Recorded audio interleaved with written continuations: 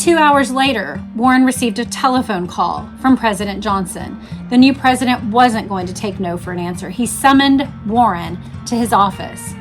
Dutifully, the Chief Justice reported and was given the famous Johnson treatment, a combination of back patting and arm twisting. According to Warren biographer Pollock, he wrote, "The president spoke gravely of the desperate need to restore public confidence. He hinted darkly at the possibility of dangerous international repercussions. He invoked Warren's sense of duty and patriotism. By the end of the interview, he had succeeded in making Warren feel that to refuse the president would be a betrayal of public trust. As a man-to-man persuader, Lyndon Johnson had no equal. His trump card was this, quote, Mr. Chief Justice, you were a soldier in World War I. There's nothing you did then that compares with what you can do now for your country. As your commander-in-chief, I am ordering you back into service."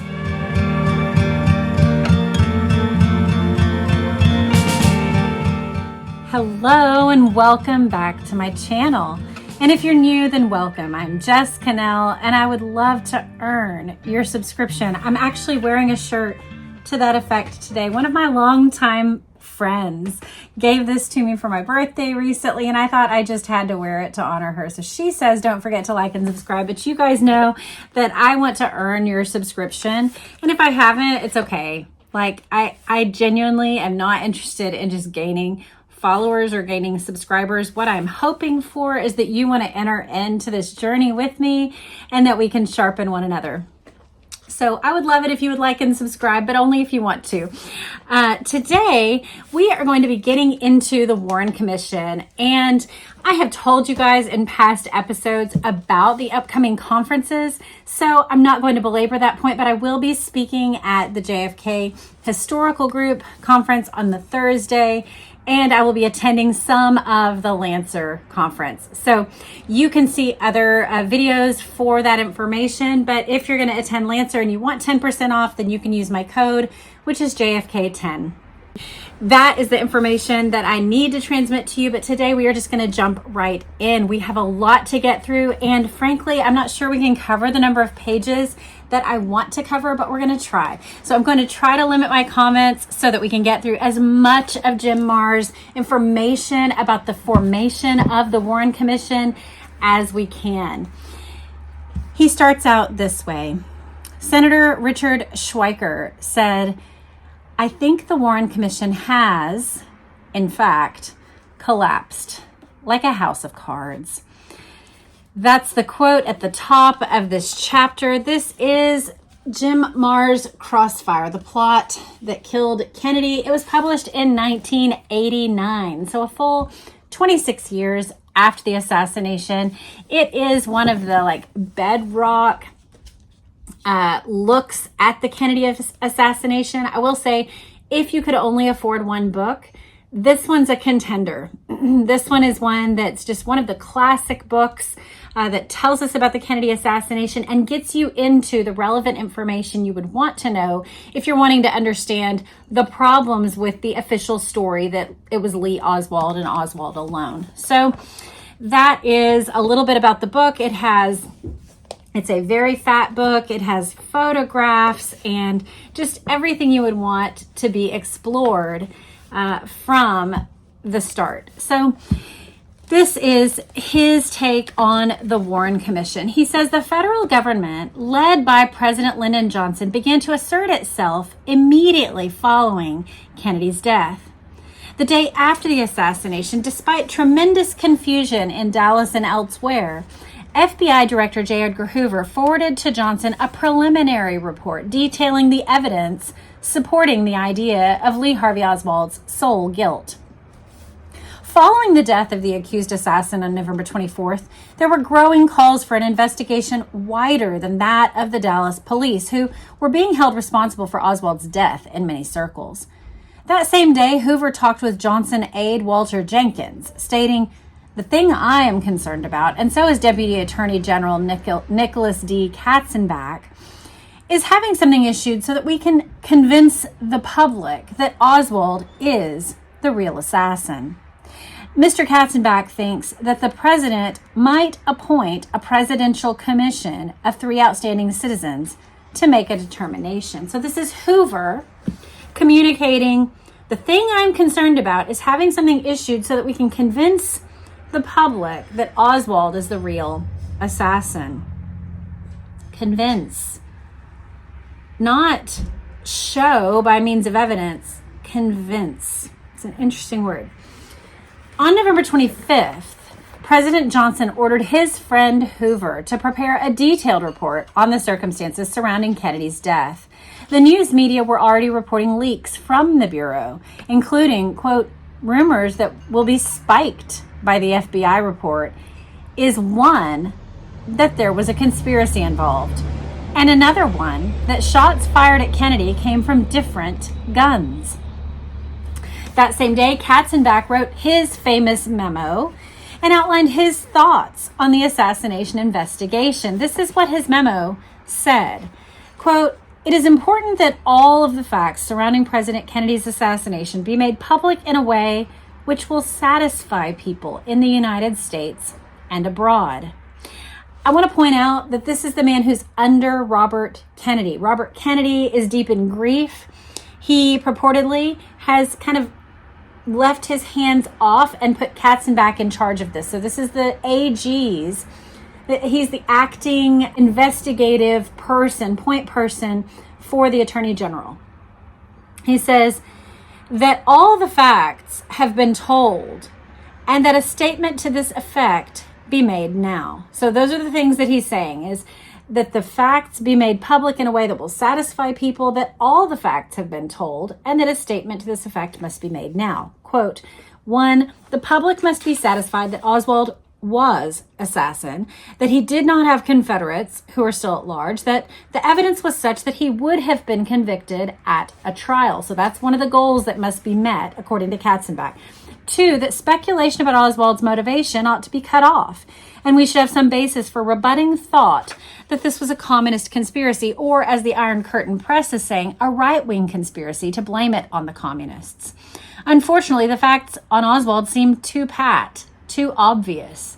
Marxist, Cuba, Russian wife, etc. The Dallas police have put out statements on the communist conspiracy theory, and it was they who were in charge when he was shot and thus silenced. So he's saying we need to tamp down any speculation about any kind of conspiracy. And we also need to just quiet anything about his motivation. We need to not go there. Maybe there's a reason why. Number 3, the matter has been handled thus far with neither dignity nor conviction. Facts are mixed with rumor and speculation. We can scarcely let the world see us totally in the image of Dallas police when our president is murdered.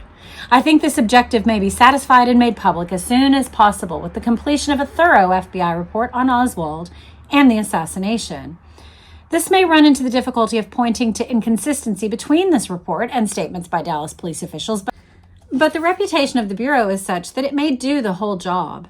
The only other step would be the appointment of a presidential commission of unimpeachable personnel to review and examine the evidence and announce its conclusions. This has both advantages and disadvantages.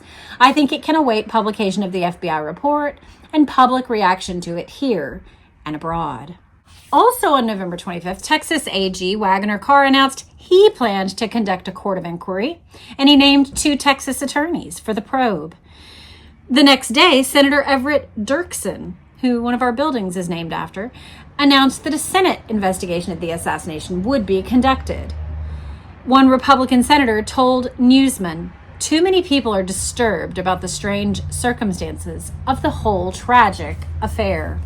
Not to be outdone by the Senate, an attempt to create yet another investigative committee was announced by the House of Representatives the next day. The grief-stricken Attorney General Robert Kennedy was never consulted about any of these attempts, but the next ranking officials of the Justice Department, Deputy Attorney General Katzenbach and Solicitor General Archibald Cox, later of Watergate fame, met with Johnson's close friend. These men convinced President Johnson that his plan for a Texas investigation could be misinterpreted by the public as an attempt to cover up the crimes in Johnson's home state. So he's saying, look, if it happens in Texas, this could be a problem. We've got to pay attention to how this whole thing is going to look. It was decided that a national commission headed by men of unimpeachable integrity was needed. President Johnson announced the creation of a blue ribbon presidential commission to probe the events in Dallas. In telling of the formation of what came to be known as the Warren Commission, the Dallas Morning News commented, creation of the presidential commission appeared certain to head off several congressional inquiries into the slaying of President Kennedy in Dallas a week ago. The newspaper was absolutely correct. With the creation of the Warren Commission, Johnson not only blocked congressional investigations, but by the next week, the Texas AG had announced postponement of his state's inquiry. So basically, by the creation of the Warren Commission, it tamped down Senate investigations, House of Representatives investigations, and Texas investigations into the murder of the president. A Gallup poll taken the first week of December 1963 showed that 52% believed that Oswald had not acted alone. Rumors were widespread in Texas that Johnson in some way had a hand in the assassination. A man of distinction and credibility was needed to stop such rumors. That man was Chief Justice Earl Warren. The next section is entitled The Reluctant Chairman. Earl Warren had no middle name. He once said, "My parents were too poor to afford the luxury of a middle name."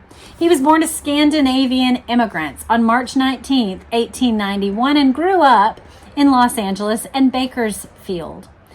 By delivering newspapers, working for the railroad, and other odd jobs, Warren managed to save enough money to enroll at the University of California at Berkeley. In 1912, he received a Bachelor of Letters degree and entered law school. He began working at a nearby law firm, and he graduated from the University of California Law School near the bottom of his class on May 14th, 1914. His law practice was interrupted by World War I. After enlisting as an infantry private, he was accepted for officer training and became a lieutenant. However, the armistice was signed before Lieutenant Warren could leave the United States. After the war, Warren became an assistant attorney for the city of Oakland and later a member of the DA's staff. By the late 1920s, he had married and become one of the nation's youngest DAs. He began acquiring a reputation for the relentless but honest prosecution of crime. Building a reputation for honesty, hard work, and court convictions, he easily won re-election in 1930. As his family grew, so did his political reputation. In the late 1930s, he campaigned for and won the office of California Attorney General. Interesting. Almost immediately, Republican Warren was in a heated contest with a California Democrat. Adding to political differences were Olson's support of unions and his outspoken isolationism on the eve of World War II. It's interesting, we were just talking about the idea of isolationism and how it comes from President Washington. It was something being hotly debated during this time in American history that we almost never talk about anymore. A little bit of the nationalism of the modern Republican Party has brought some of this conversation back, but we still don't talk about it in these terms of isolationism. It used to be the absolute policy of America that we just don't enter other people's skirmishes. And so it was being discussed, and Olson proclaimed a state of emergency in California. Warren, as Attorney General, so that's the governor, Olson, Warren, as Attorney General, challenged his authority to do so, and shortly thereafter declared himself a candidate for governor. In a surprising upset, Warren was elected governor of California in late 1942. That is so interesting. I didn't realize he had been the governor of California. So Earl Warren had been the AG for California, and then because of this problem with isolationism and different views, he runs for governor. In 1946, despite eroding support from both the extreme right and left, Warren won handily his reelection as governor and began to look toward Washington. That is so interesting. During 1948 Republican National Convention, Warren agreed to run for vice president with Thomas Dewey. I didn't know this. You know, it's funny the things that, even if you're, like, I was a political science major, and I enjoy history, but I definitely am not a student of history. Now I am. But I grew up with football coaches as my history teachers in high school. So I thought I didn't like history. The teaching that happened in my history classes in high school was obscene. It was so dull, so unengaging that I really thought I didn't like history. It wasn't until I started teaching my own children, we have homeschooled our children. It wasn't until I started reading history with them that I thought, oh, I really like history. But I say all that to say, there are things that even with an education in political science and my now interest in history that I simply don't know. And one of them is that our Chief Justice of the Supreme Court, which normally you think of Chief Justices or any kind of Supreme Court justice as being solely someone who has existed in courts and legal framework, but he actually had existed as the AG and the governor. So, you know, that's like a crossover of government branches. It's really interesting that he had that background. Of course, they were defeated by Truman, and it says even that he may have actually been relieved not to have gained the vice presidency. Turned down nationally, he announced he would seek a third term as California governor, but conservative forces were lining up against him. Nonetheless, he was returned to office, and he still wished for national office. But Earl Warren was still wishing for national office. So he sought the Republican nomination in 1952, but was up against Dwight Eisenhower. Nixon had signed a pledge to support Warren, but nonetheless begins campaigning for Eisenhower. He hopes and then gets the vice presidential nomination. So Eisenhower gets the Republican nomination. Nixon is his number two. He's his vice president. But Warren had been a strong contender, and Nixon is concerned about the popularity that he has because Nixon can already see his presidential future. He wants to be president, of course, like every vice president. Virtually all of them, except perhaps a rare person like Cheney, maybe. You could argue that he was not seeking the presidency and never did, but it's rare. Most vice presidents only accept the position because they really want the number one slot after their guy gets out of office. So Nixon is trying to get Eisenhower, hey, find a suitable appointment for Warren that will basically keep him out, because Nixon doesn't want him to distinguish himself and then rise up again as an opponent for Nixon. Well, the ideal solution, we're told, presented itself in September 1953 when a vacancy arose on the Supreme Court after Chief Justice Fred Vinson suddenly died. Warren, who had already decided not to seek a fourth term as governor, was offered the prized seat of the Chief Justice of the Supreme Court. You might remember that when the Chief Justice dies, so there's 9 justices, but one of them is the Chief Justice. And whenever one of them dies or could resign or I guess be impeached, the president can make any person a justice. But when the Chief Justice passes away or would be impeached or whatever, then the options available to the president are to make one of the remaining 8 the Chief Justice. So he can take one of them and say, you know what, you're going to be the Chief Justice, and then appoint just a justice to the Supreme Court. Or he can take a completely new person and appoint that person the Chief Justice over the Supreme Court. Well, that is what he chose to do. New on the job and with the naive Eisenhower years as a backdrop, Warren's initial decisions as Chief Justice tended to support the status quo.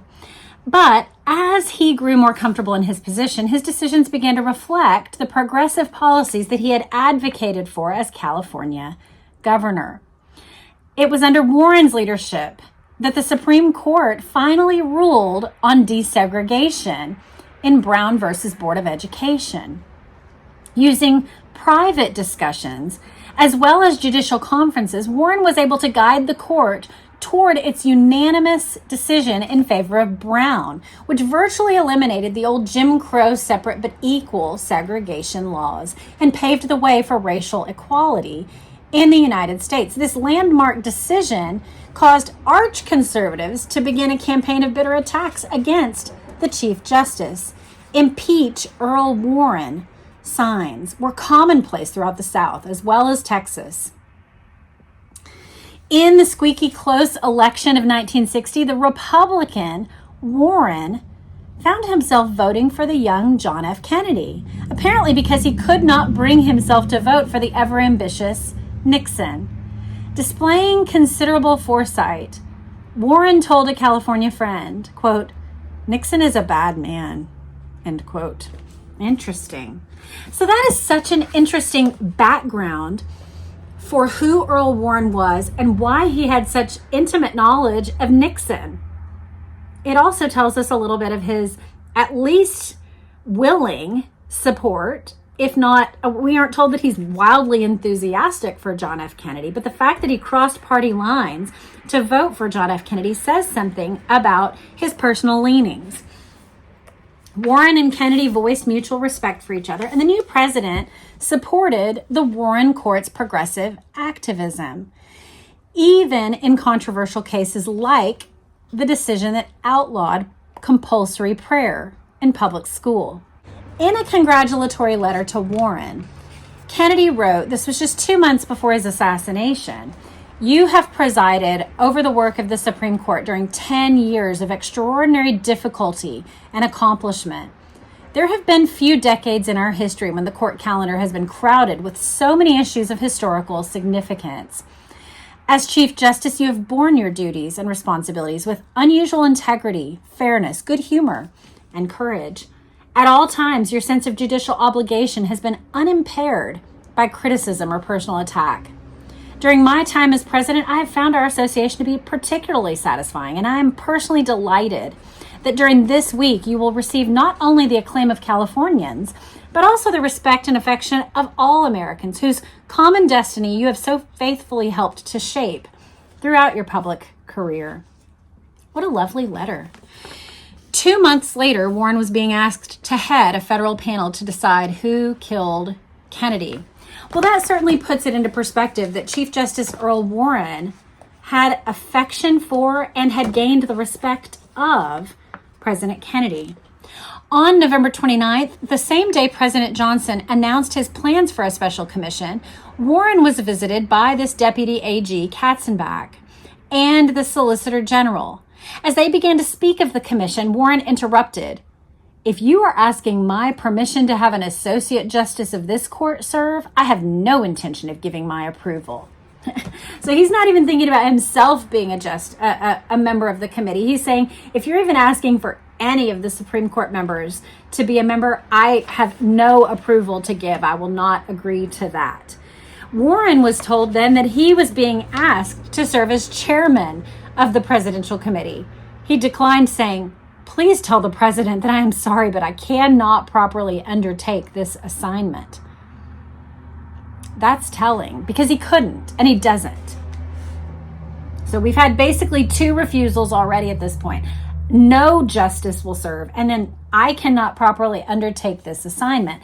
Warren then explained that he did not feel it proper for a member of one branch of government to be employed by another branch. This is, of course, referencing the idea of the strict separation of powers that we have in the American government. Just as a quick review, we have our executive branch that is to execute the laws of the nation, to carry out the will of the people. The legislative branch is to make new laws. The executive branch, even though now we have executive orders and that kind of thing, the executive branch is never meant, and this includes the president and his cabinet and administration. It's not meant to create any new policies or laws. That's the role of the legislature. They're to create the laws. They are being regularly reelected by the people. They are accountable directly to various districts or states. And so they are the ones who are to create laws. And then the Justice Department, of which Warren was the absolute federal head, is to review the actions of the other two branches. So it is the Supreme Court that reviews whether or not a law is actually constitutional. It's the Supreme Court that decides if an executive action has been constitutional or if it must be undone. So Warren is advocating for something that is definitely set up in our Constitution and is absolutely something we should all be for, which is a strict separation of the three branches, so that you don't have someone who's a legislative, lawmaker also dabbling in the decisions of whether or not those actions are constitutional. You don't have someone who's acting in the executive also saying, and I'll also create the laws.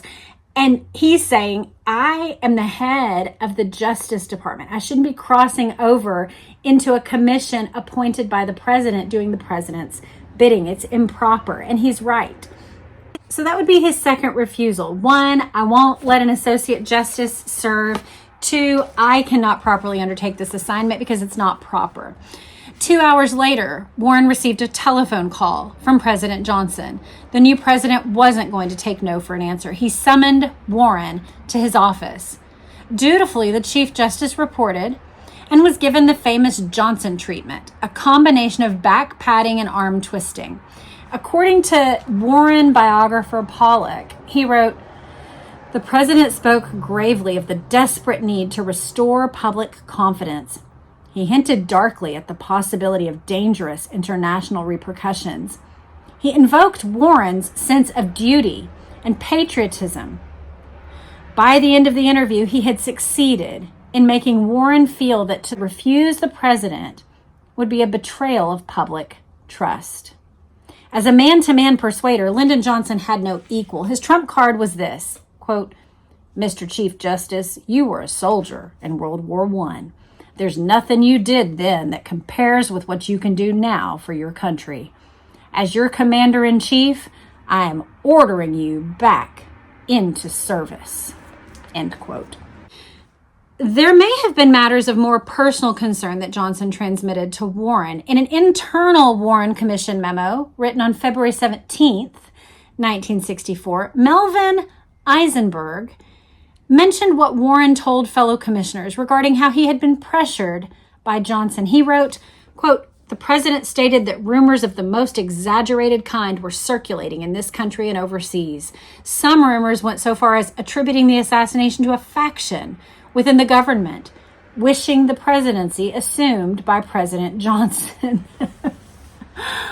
Ooh, that may be close to home. Others, if not quenched, could conceivably lead the country into a war. No one could refuse to do something which might help prevent such a possibility.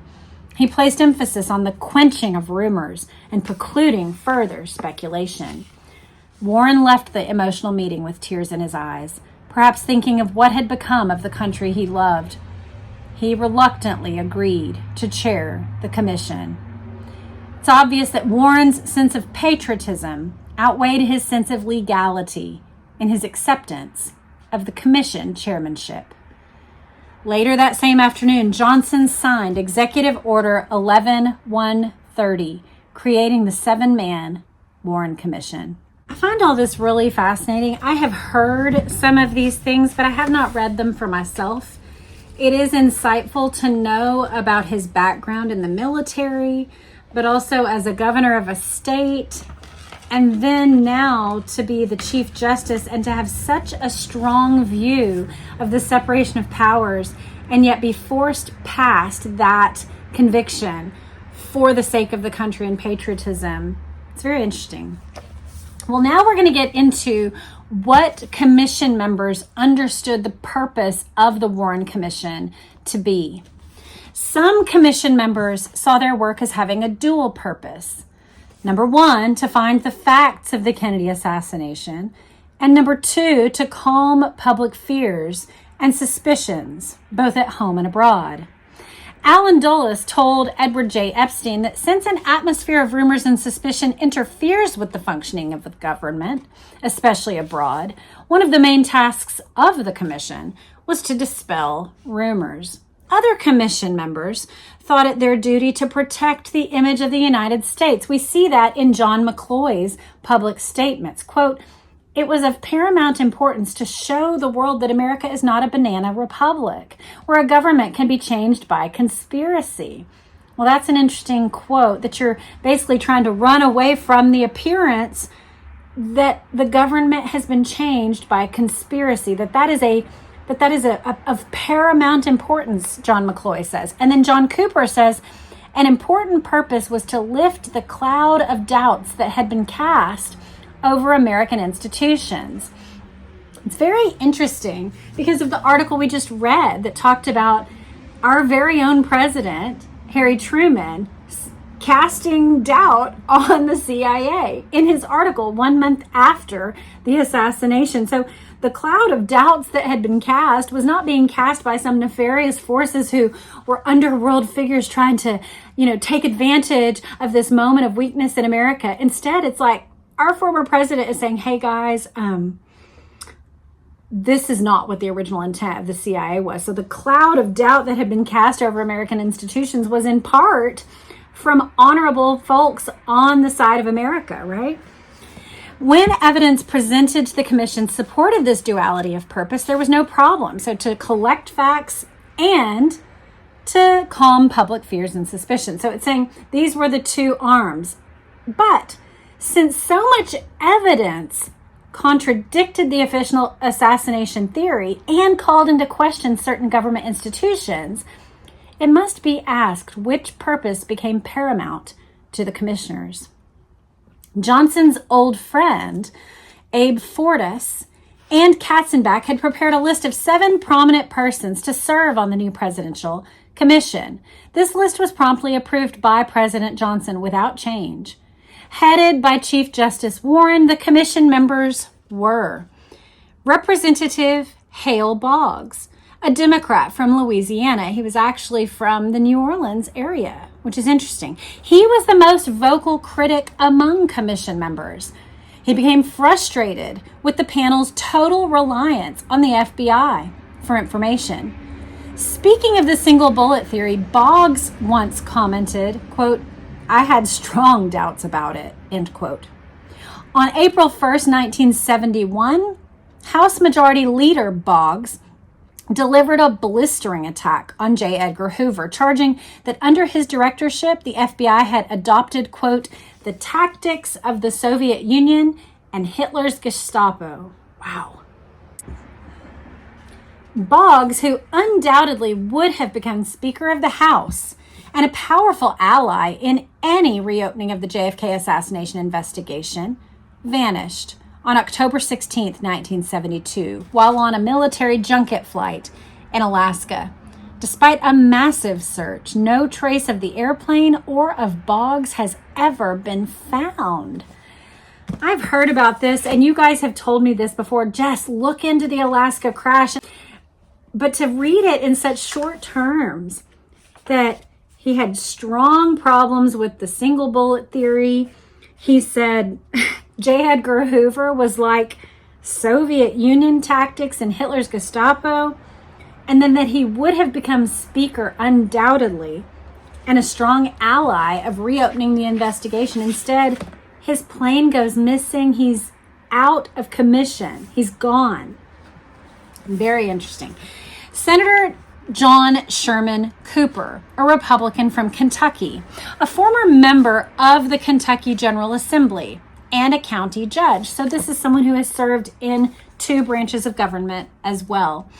Cooper served with the U.S. Third Army in Europe during World War II and helped reorganize the judicial system in Bavaria. He also was a former ambassador to India and Nepal in the mid-1950s. Like Boggs, Cooper later voiced dissatisfaction with the commission's single bullet theory, stating he was unconvinced. So that's already 2 for 2. right? We have Warren. He hasn't given us his opinion of the single bullet theory, but of the two that we've met so far, two of them have a problem with the single bullet theory, which, for those who haven't studied this intensively, the single bullet theory is the one thing on which the entire conclusion of the Warren Commission rests.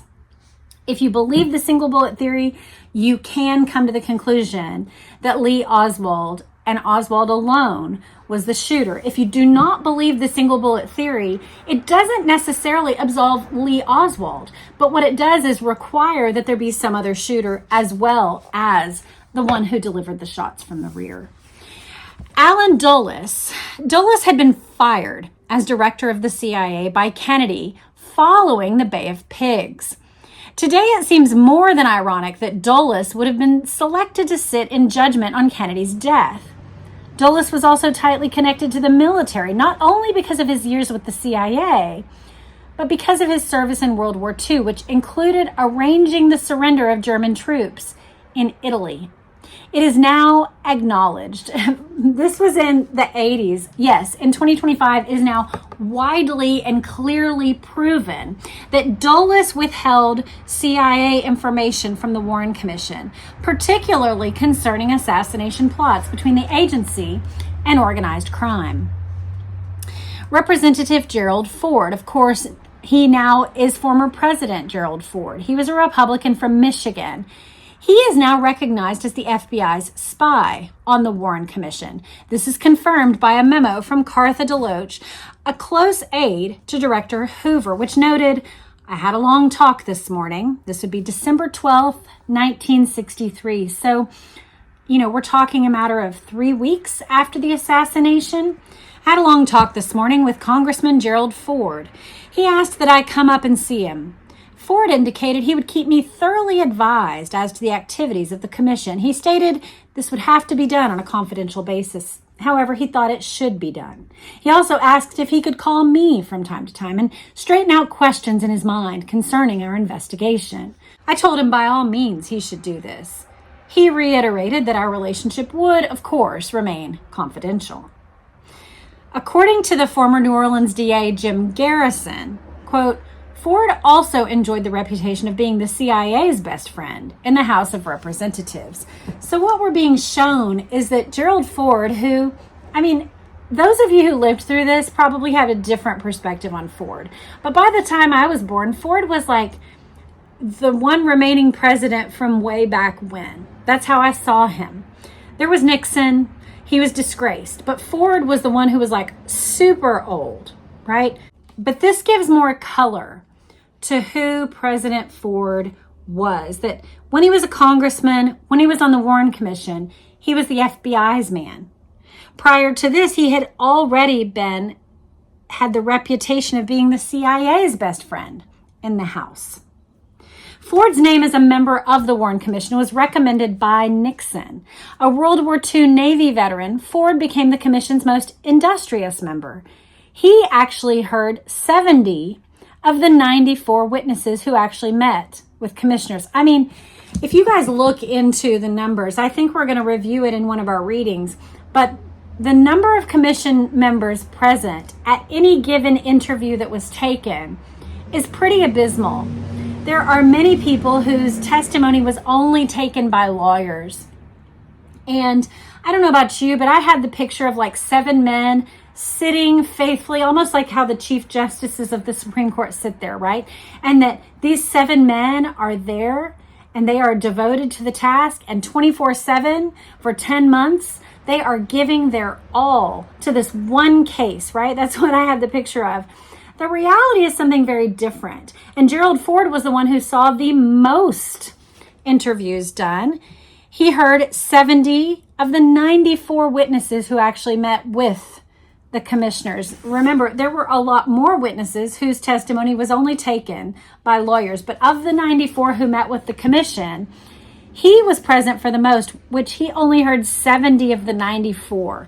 It's barely a passing grade, right? It's like, if you think about the kind of dedication you would want from this body of men who's overseeing an investigation into perhaps the most important question that our nation has ever faced in its history of, was our country just taken over by a military coup? If that's the question, you want 7 men who are dedicated and fierce and dogged in their pursuit of evidence and of the truth, who will sit through 94 witnesses, no problem, and in fact might show up voluntarily to many of the others. Instead, what we have is Gerald Ford is the most committed, and he shows up to 70 of 94. He also profited from his time on the commission. He had his first campaign manager and former Nixon presidential campaign field director hired as his special assistant. Ford and Stiles went on to write a book that presented selective evidence of Oswald's guilt. When even their publisher found the book dull reading, they spiced it up with rewritten transcripts of the January 27th, 1964 commission meeting where Oswald's possible connection to the FBI was discussed. The minutes of this meeting were classified top secret and remained closed to the public. During confirmation hearings before the Senate Judiciary Committee in 1973, Ford was asked specifically about his use of classified Warren Commission material in his book. Ford replied, "We did not use in that book any material other than the material that was in the 26 volumes of testimony and other exhibits that were subsequently made public and sold to the public generally." So he's talking about these volumes.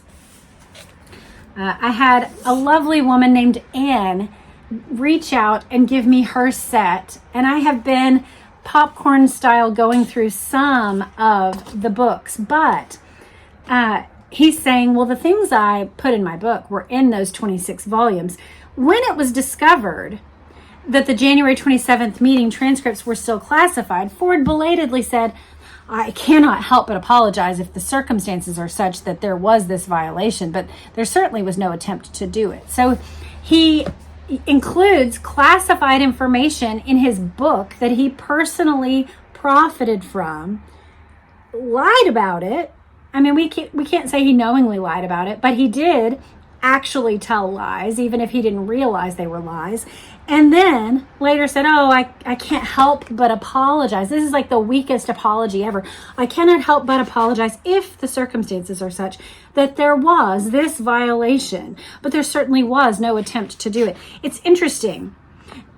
The behavior panel guys, you've heard me talk about them if you've been around the channel at all. I really enjoy watching their channel. It gives insight into body language, behavior, and verbal skills. And one of the things that they talk about that I see here is distancing language. When it's not, "I knew him," instead it's, "I knew the person being discussed." You're using distancing language and way more words than are necessary to tell the truth. Instead, it's, "There was a time when I met such a person." Like, we see it in Prince Andrew's interview, actually, was one that I was recently watching about. But we see it here. "I cannot help but apologize if circumstances are such that there was this violation, not that I made this mistake, that I was responsible for this error, that I included classified information in my book, that the book was published with," I mean, nothing is very specific here. It's a very vague and distancing apology. Despite being caught in perjury, Ford was dutifully confirmed by old friends and sworn in as this nation's first unelected president. 6 months later, Ford ordered the commission material in question declassified. Then we're told about John J. McCloy. So we've been told about Boggs, Cooper, Dulles, Ford. Now we're on to McCloy. As coordinator for the Kennedy administration's disarmament activities since 1961, McCloy had a distinguished background. He had been Assistant Secretary of War throughout World War II, military governor and High Commissioner for Germany from 1949 to 1952, and President of the World Bank from 1947 to 1949. He also helped build up the U.S. intelligence establishment after the war. Despite his continued defense of the Warren Commission, McCloy himself voiced a prophetic skepticism of its work on December 5th, 1963. So this is 2 weeks, not even 2 full weeks after the president's assassination. He said, quote, "The commission is going to be criticized, no matter what we do. But I think we would be more criticized if we simply posed before the world as something that is evaluating government agency reports who themselves may be culpable." In commission arguments over the single bullet theory, it was McCloy who finally proposed that the evidence supporting this theory be called persuasive, a term all members finally agreed upon. Number 6 is Senator Richard B. Russell, a Democrat from Georgia. As chairman of the powerful Senate Armed Services Committee, Russell carried much clout on Capitol Hill, usually employed to further the aims of the Pentagon. His work on behalf of defense projects brought sizable government contracts to Georgia. A former governor there from 1931 to 1933, Russell was elected to the Senate in 1933. He sat on a watchdog subcommittee on CIA oversight. Russell, widely regarded as one of the most intelligent senators, became the first Warren Commission member to publicly question its conclusions. In a 1970 Washington Post article, Russell said he had come to believe that a criminal conspiracy had resulted in Kennedy's death. So the first one to publicly say, we didn't do a good job, only 7 years later, really 6 years later, because the commission report was given in 1964. So 6 years later, it's really not long for someone to be expressing that a criminal conspiracy had resulted in Kennedy's death. The senator even worked with assassination researcher Harold Weisberg in an effort to obtain commission transcripts. In a court affidavit, Weisberg stated, quote, "Privately, Senator Russell told me he was convinced there were 2 areas in which Warren Commission members had been deceived by federal agencies responsible for investigating the assassination of President Kennedy. These 2 areas were, number 1, Oswald's background. Number 2, the ballistics evidence." So that gets us to 7. So we have Warren, Hale Boggs, John Sherman Cooper, Allen Dulles, Representative Ford, McCloy, and Senator Russell. Those are the 7 men. As can be seen, all of the commission members had long-standing ties to both the military and intelligence establishments of the United States. They were also men accustomed to the delicacy of dealing with highly sensitive political issues. Each had received a copy of the White House Executive Order 11,130, which, after naming the 7 members, stated, quote, "The purposes of the commission are to examine the evidence developed by the FBI and any additional evidence that may hereafter come to light or be uncovered by federal or state authorities, to make further investigation as the commission finds desirable, to evaluate all the facts and circumstances surrounding such assassination, including the subsequent violent death of the man charged with the assassination, and to report to me its findings and conclusions. The commission is empowered to prescribe its own procedures and to employ such assistance as it deems necessary. Necessary expenses of the commission may be paid from the emergency fund for the president." That is so interesting because whatever they knew to be the additional reasons, like, hey, we want to tamp down any rumors or speculation or cloud against the government, this is the stated purpose, and each one of them had received that description. In an effort to obtain fairness for her son, Marguerite Oswald wrote to Warren Commission General Counsel J. Lee Rankin and even President Johnson, stating, "I am imploring, both in the name of justice and our American way of life, to let my son Lee Harvey Oswald be represented by counsel so that all witnesses, including my son's widow, will be cross-examined." I don't know if I got her voice right, but she had a weird way of speaking, didn't she?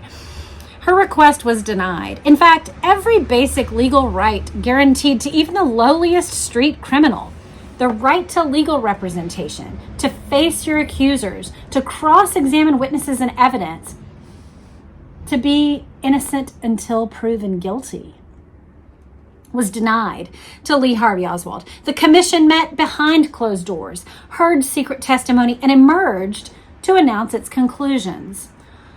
Armed with a mandate to uncover all the facts concerning the assassination of President Kennedy and to determine if it was in any way directed or encouraged by unknown persons at home or abroad, the commission set to work. The Warren Commission's first official meeting took place on December 5th, 1963. The primary purpose was to get it organized, and during this process, Warren suggested that the commission need not hire its own investigators nor obtain subpoena powers.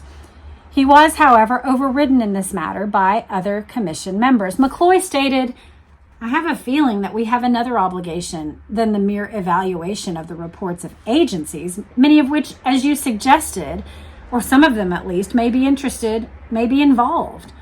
There is a potential culpability here on the part of the Secret Service and even the FBI. And these reports may have some self-serving aspects in them.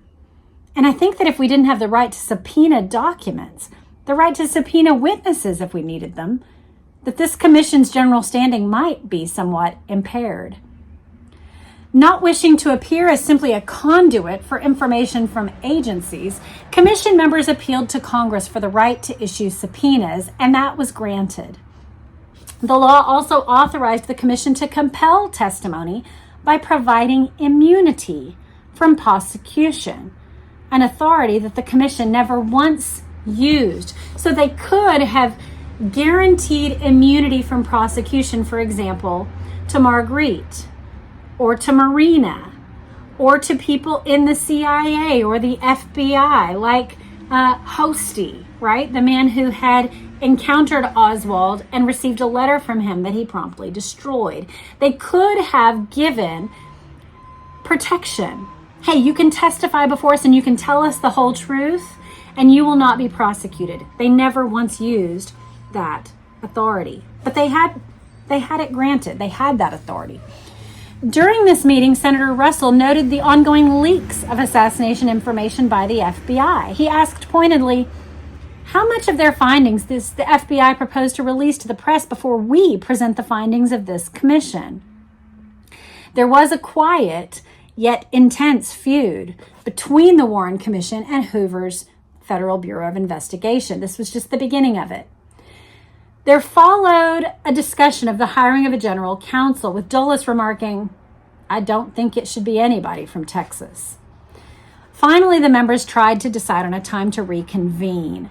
Ford asked Warren to clarify his plans for commission meetings later in December because, quote, "We have a holiday season coming up, at least I have, with some family plans. I know our president was just killed, but I've got a Christmas brunch I got to make it to, and, you know, the kids, they've got to play, and, I mean, how much is this actually going to require of us?" What an absurd question. The president was murdered, and you've accepted the task of investigating it. Your calendar is cleared, buddy. Christmas will come every other year. Maybe you get to be there on Christmas Day, but wouldn't you assume, you know what? I've got one of the most important jobs in our nation that has ever existed. My calendar is at your disposal. You tell me when to show up. I'll be here. I can clear some things. Yes, we all have plans. It's Christmas. Of course we have plans. But this is such an entitled, stupid perspective. I mean, can you believe this man was our president later? I've got some family gatherings to attend. It makes me angry to see the ridiculous and callous ways we're talking about. It's not even 3 weeks after our president was murdered. You guys, I still feel angry about Charlie Kirk's assassination, which was like, I think at this point, 6 or 7 weeks ago.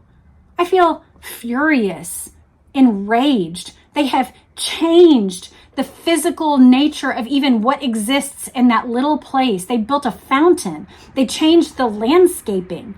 They dug up concrete. And you can't help but wonder what evidence was done away with in that process. And that's just a guy who was a speaker at college campuses. I mean, he was an important guy in American history, but he wasn't our president. And this guy's like, well, we have a holiday season coming up and I've got some family plans. I don't know about you guys. At least I do. Like, it's the most light-hearted and callous way of dealing with this that I can imagine. What he should have said is, I'm sure we won't be meeting on the 25th, but any other day, you guys, I'm here. I'm all in. I took this opportunity, I took this responsibility, and I'm going to see it through to the uttermost. The commission's second meeting was on December 6th. Both then as the day before, there was considerable discussion about the proposed Texas Court of Inquiry. State Attorney General had traveled from Texas to Washington, but was put off from meeting with Warren for 3 days because the Chief Justice wanted a formal promise that there would be no Texas hearings after his commission had completed its investigation. Warren had sent this letter to Carr stating, "It is the view of this commission that a public inquiry in Texas at this time might be more harmful than helpful in our search for the truth." Then Warren told the fellow commissioners, quote, "I think that we have to show a spirit of cooperation with these people and still not reveal everything we have got or anything about our innermost secrets. I've cooperated with the federal government in 1,000 things when I was in state government, and we didn't tell everything." They come up with the name of J. Lee Rankin and Olney and other details.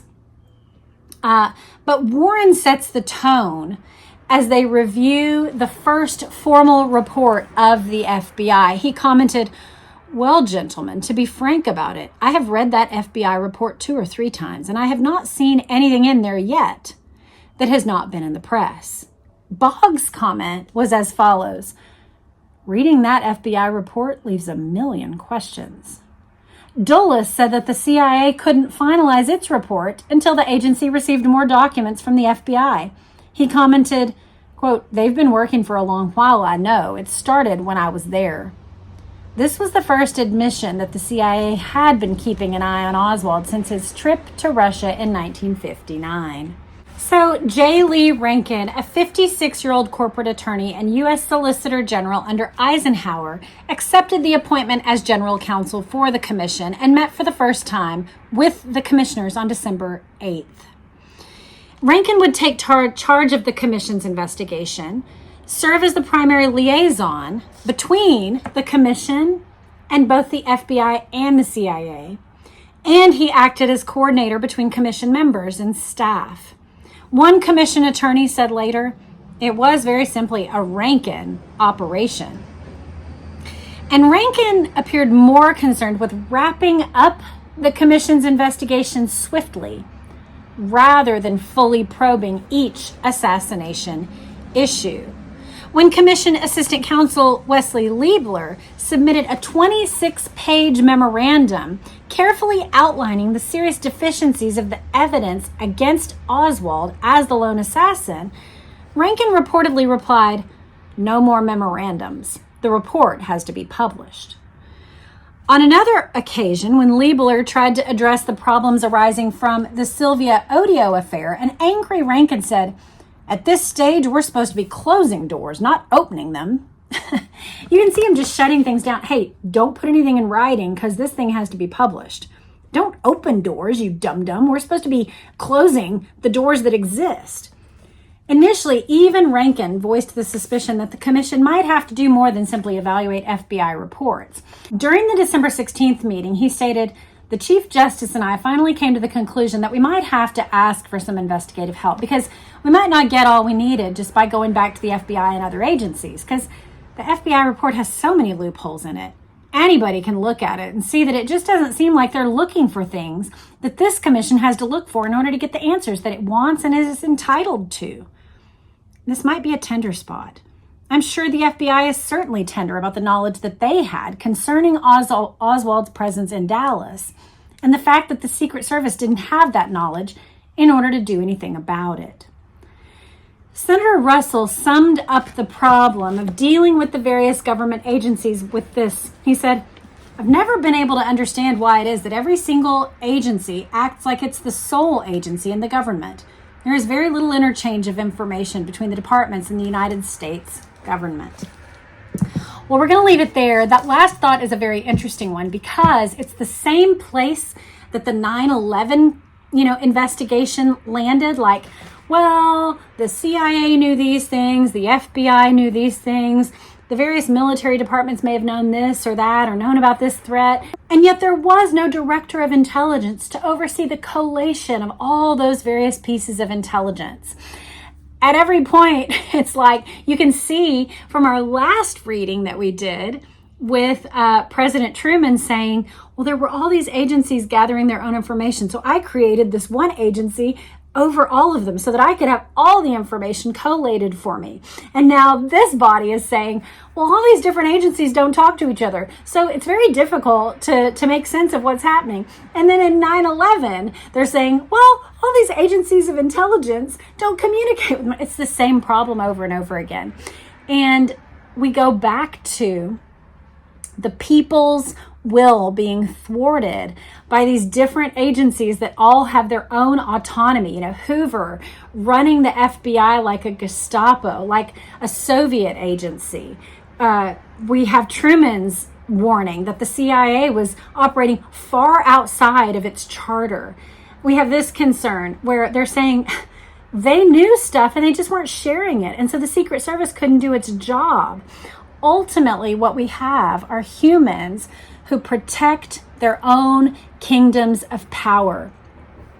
You guys, this does not just exist in government. It exists in church structures. It exists in certain organizations and businesses where you see one particular executive or one particular pastor acquiring and controlling power and begins to look like Gollum. You know, if you've seen The Lord of the Rings, Gollum is transformed from this, you know, hobbit who's going about his business. He's fishing, he's enjoying a sunny day, to this person who just clutches power and lives in a little dark cave, and his whole existence is to protect his source of power.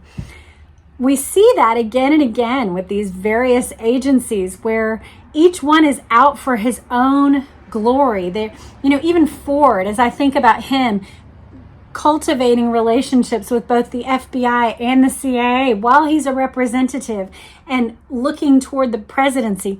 It's just fascinating to see each layer being basically corrupted by actual human nature when it comes in contact with power. Well, that's my takeaway. I really enjoyed this look at all 7 members of the commission. I loved the deeper look into Warren, the reluctant chairman. I'd love to know what you liked about this reading, what you learned. I'd also love, if I have earned your like or subscription, I would love for you to like this video and subscribe to my channel, only if you want to. So I hope you have a great day. We'll see you back next time for a look at the book by Epstein. Epstein was mentioned in this book called Inquest. We're going to get into more about the Warren Commission. Hope you have a great day.